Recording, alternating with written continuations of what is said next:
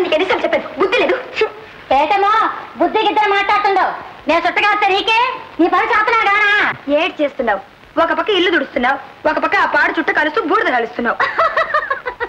చుట్టకు బూడిద రాకపోతే పొగడం రాస్తుందో అమ్మాయి గారు ఇదిగా అమ్మాయి గారు ఈ చుట్ట గురించి మాట్లాడితేనే 15 నెలల పరమానికి వచ్చాను గానా ఇక నుంచి 16 చెప్పుకో మా ఇంట్లోనే మాని బయటకెళ్ళు ఓయబ్బా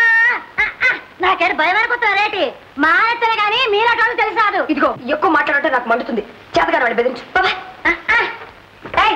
ఇటు కాదు ఇటుపో నా చుట్టది అమ్మా పోయి కదా కాస్త మెత్తగా ఉంటే నెత్తికి కూర్చుంటారు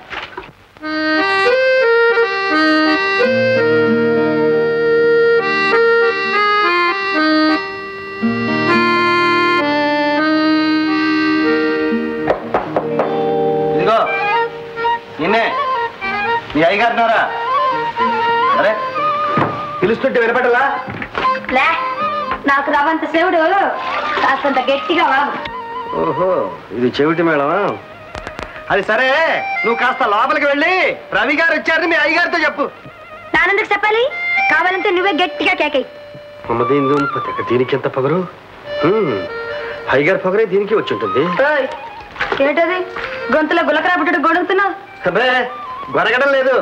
నువ్వు చాలా మంచిదానివి అంటున్నాను అట్టనా నా మనం ఎవరు అయ్యగారికి చుట్టానివా స్నేహితుడివా భక్తుడివా ఎవరు అబ్బే అదేం కాదు అయ్యగారితో ఆఫీస్ పని నుండి వచ్చాను ఆఫీస్ పని ఇంటికి తెలుసా నేను అంత సేవడు అనుకున్నావా ఆఫీస్ అయితే ఇంటికి ఎందుకు వచ్చావు ఆఫీస్కి వెళ్ళు అమ్మాయి కాదు దిమ్మాయి కాదు అయితే గెట్ అవుట్ అమ్మదీన్సే కదరాగా ఇంగ్లీష్ కూడానా ఇదేదో పెద్ద కేసే సార్ చూడండి సార్ మీ పని పిల్ల ఏమన్నావు మా అమ్మాయిని పట్టుకుని పని పిల్ల అంటావా నీకేమైనా బుద్ధి ఉందా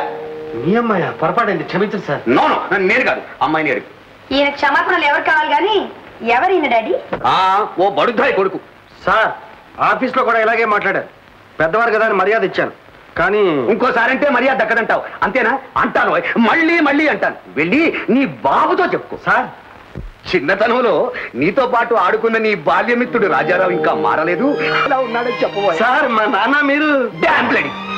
ఎందుకని ఆశ్చర్యపోతావు మీ నాన్న ఎవరో ఎలా తెలుసుకున్నారనే నిన్న నువ్వు ఇచ్చిన అప్లికేషన్ లో పేరు లేదటో డాంప్లడి రాబోయే అవకాశంగా మాట్లాడుకుంటావు